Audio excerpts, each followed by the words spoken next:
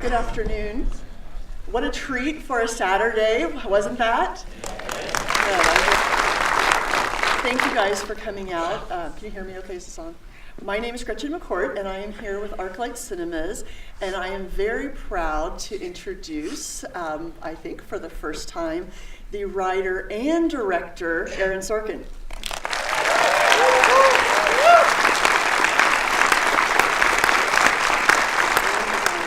A whirlwind weekend, so he was very generous to provide the screening for us and my pleasure. For you guys, and to spend a little bit of time with us today.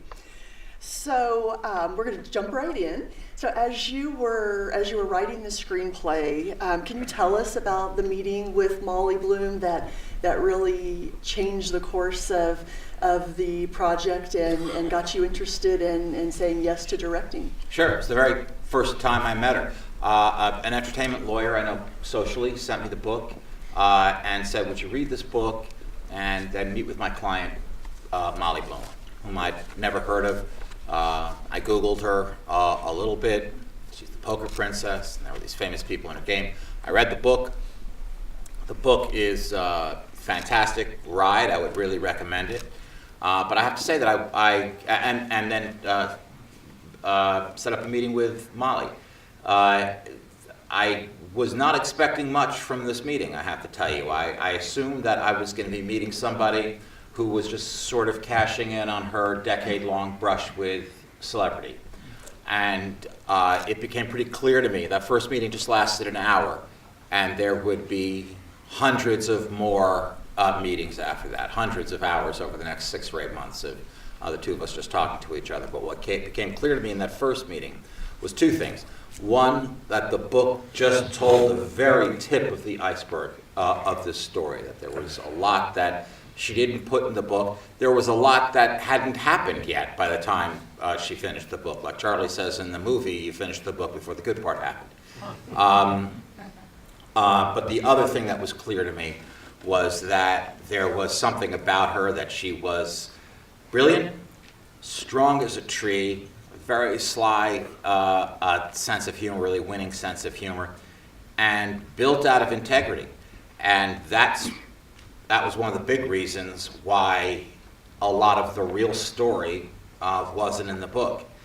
And by the end of that first hour, I didn't know what the movie was exactly. It's not like it wrote itself, but I knew that I wanted to write this, that I had met an honest-to-God movie heroine in an unlikely place.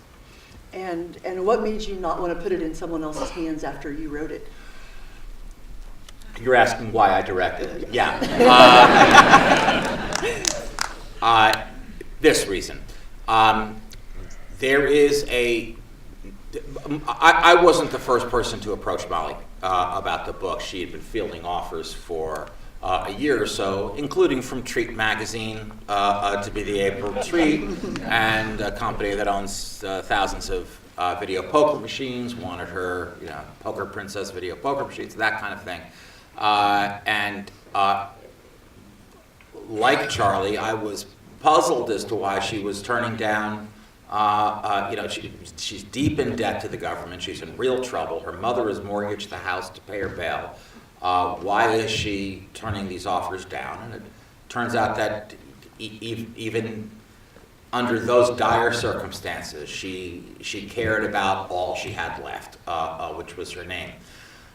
There's a natural gravitational pull in this story toward the shiny objects, the decadence, the glamour, the money, the poker, the Hollywood bold-faced names, and the story I was imagining was set against the backdrop of those things, but was just bigger and more emotional than that.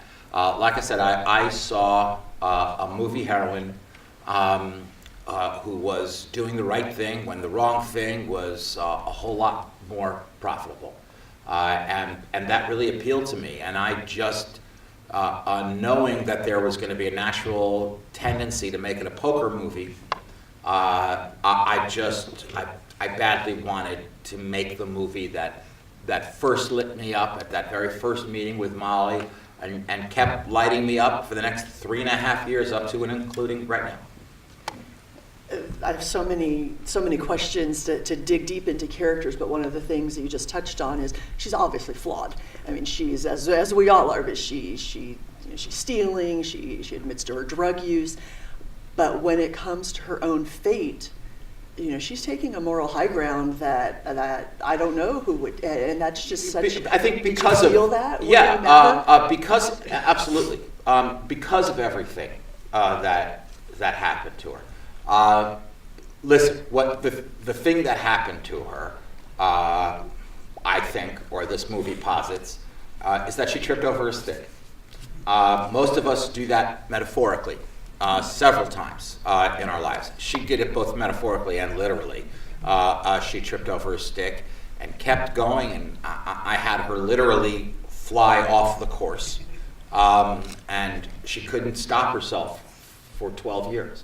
So after being in this world that she grew to hate, it was a world of very unappealing, powerful men. It was toxic. There was the drug problem. She was now breaking the law because she was taking a rake. She was in a hole so deep she could go fracking, as she says in the movie. And I think by the end of all that, she wanted to sort of keep one pure thing in her life. She had started off with so much promise, right? At the beginning of the movie, she's a super student, a super athlete. She's going to go to the Olympics. She's going to go to Harvard Law School with an Olympic medal around her neck, and she's going to start a foundation that seeds entrepreneurial women. And this isn't pie in the sky talk. She's clearly equipped to do all this stuff. She's equipped to do really whatever she wants. And she tripped over a stick. And I think that by the end of it, she just needed something that tethered her to the person she wanted to be and the person she was. And the partnership she found with Charlie, with Idris, there was just something about their conversations that reminded me of conversations in A Few Good Men. There's a scene one of my favorite scenes in A Few Good Men, where Demi Moore is spewing her resume to Tom Cruise, and he's like, "Why are you?" And she said, "Because I want you to think I'm a good lawyer." And there was something just in the interviewing with Charlie that there's such a mutual respect there. There is. Now, Charlie, I have to tell you, is the only fictional element in the story. Molly, of course, had a criminal defense lawyer who she talks about with a lot of respect and reverence. And I have never met him or spoken to him, and I purposely didn't want to. Why? Because I needed that character for my own purposes. Because I was going to tell two stories that were going to mesh into one, which was I was going to tell the story that's in the book, which is the story of the poker games. How does this skier end up running the world's most exclusive high-stakes poker game? But I also wanted to tell the story of my discovery that Molly wasn't the person I thought she was. And those 6 or 8 months of talking to Molly and a layer after layer, finding out about her father and all of these other things. And that's why Charlie's journey from not having much respect for Molly, saying you don't need me, you need a publicist, that kind of thing, to you're my daughter's role model and I'm good with that. That's the story we're telling in present day. Obviously, it's being hung on the thread of I need to keep you out of jail, but it's that present day story for me is where the emotion really is. And how did it just come to the project? We've seen interviews and stories that Jessica she wasn't going to not play Molly Bloom and how strong she wanted the role, but I haven't seen anything on how he came to the project. Here's how Idris gets a part in a movie. Shows up. somebody tells you Idris is interested. He is so fabulous. So that was it. He was interested in, and he was in. And that was the ball game. Yeah. It was tough because their scenes together, which were that was the first 8 shooting days of the schedule, was their 8 scenes, which are 7, 8, 9 pages long. That's very long for a movie scene. Very long for just 2 actors. Your long scene in a movie might be 3 pages or 4 pages, and that will be the long scene in the movie. You're not going to do that 8 days in a row, and they're not going to be 9 pages long. These were little one-act plays that we would still be up there shooting them if Idris and Jessica hadn't come to the set as thoroughly prepared as they were, and wanting it badly. They were excited for that stuff. And any moment that we were changing lenses, moving a camera position, relighting, anything like that, when actors would normally go back to their trailer and take a rest for 10 or 15 minutes, Jessica and Idris wouldn't. They would be working on tomorrow's scene. There's been also some stories about this being your first directorial project and it being such a strong woman's story.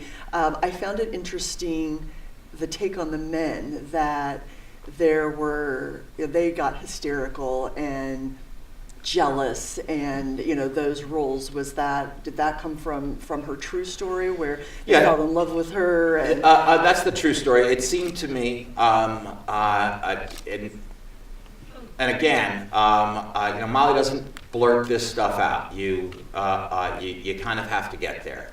And I was really lucky that Molly trusted me as much as she did. We've become very close friends over the last 3 years or so. But yes, first of all, everybody had a crush on Molly. Let me put that in a more realistic way. Everybody wanted to sleep with Molly.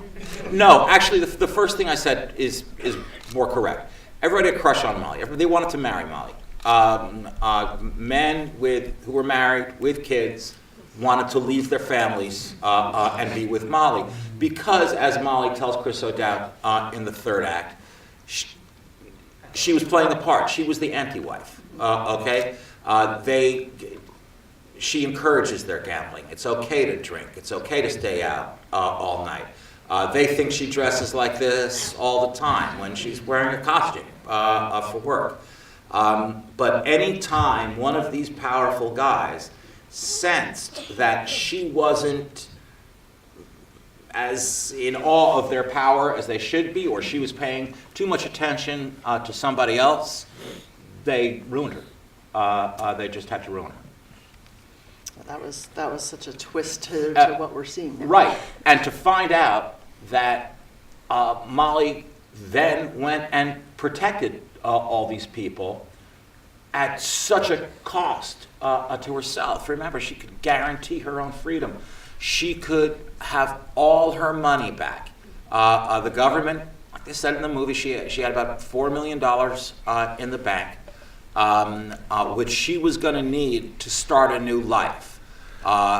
She hadn't gone to the Olympics. She hadn't gone to law school with an Olympic medal around her neck. She was going to need to jumpstart her life, a life in which she was now in her mid-30s with one thing on her resume. She ran illegal poker games for a decade. So this wasn't going to be easy.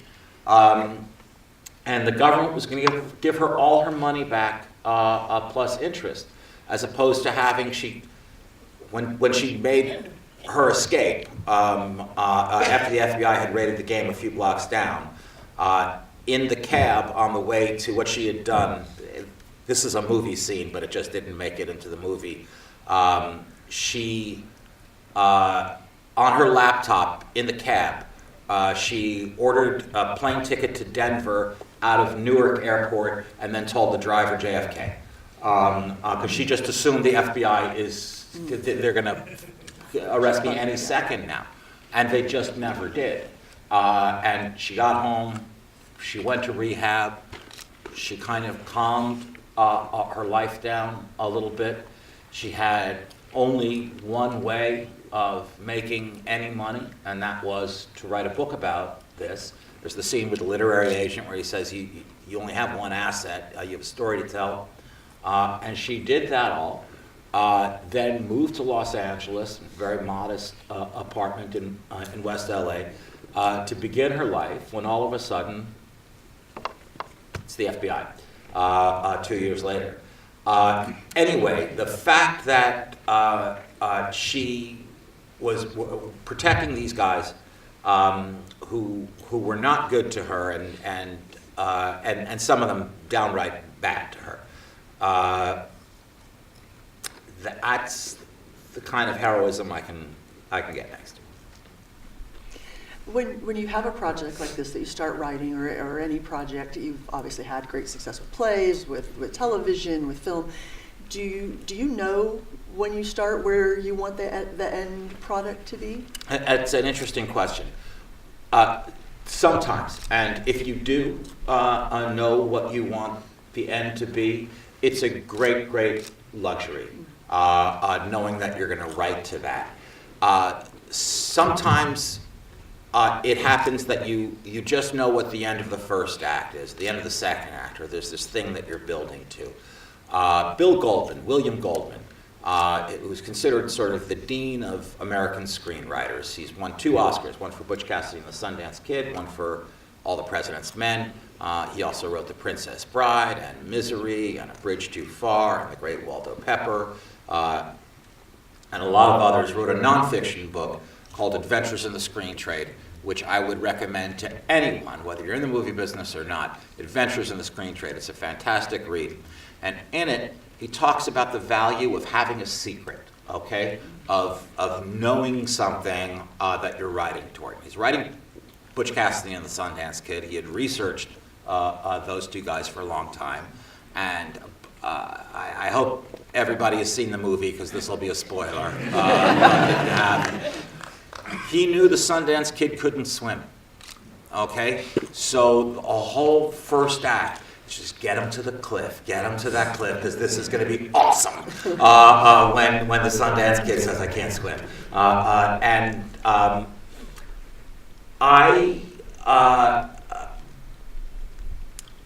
knew where I was going pretty early on. I knew that how we were going to start and end, coming back to that ski slope. But the thing that I knew right from the beginning, it wasn't something you know. It's just a feeling that you have. Sometimes when you sign up to write a movie, it's kind of an arranged marriage where you end up falling in love anyway. It's one of those really nice stories where there's something about it that you like, and you'll kind of fall in love along the way. Like Steve Jobs. I didn't really know what I was going to write about. Oh, I wasn't looking for applause, but thanks a lot. I didn't really know what I was going to write about, and there were a lot of things that I couldn't really get past, like his relationship with his daughter. And I'm not a tech guy. I don't worship at the altar of Steve Jobs. But there was enough there, in particular a structure that I had in mind, where I thought I'll fall in love as I go on, and I did. With Molly's Game, it was okay. So Steve Jobs was the arranged marriage. Molly's Game is the first date where this is the person I'm going to be with. I immediately, there was something else I was supposed to write at the time. I set that aside, said I was going to do this, had an impossible time describing what it was that I was going to write to people. I could only begin by saying, it's not the movie you think it's going to be. Okay, it's not a poker movie. It's something else, and I'd get lost in the weeds. But I thought, all right, well, once I write it, you'll be able to see what I'm doing. And it became a lot clearer after I wrote it, but then it became completely clear after I made it. And clear that it would be a movie. I'm getting the wrap-up sign. So I know this was so quick, but what's next? We hear about Desi and Lucy and Desi. We're hearing about plays. We're hearing about West Wing. I have a play opening on Broadway in the fall. It's called To Kill a Mockingbird. Yes, you may have heard. But I've heard somebody may have used that title already. It's a stage adaptation of To Kill a Mockingbird that I don't want to talk about too much right now, but it's going to be kind of cool. And yes, the next movie that I'm writing is about Lucille Ball and Desi Arnaz. So exciting. Well, thank you very much. And thank you all very much. I really appreciate you coming out. Okay, thanks a lot.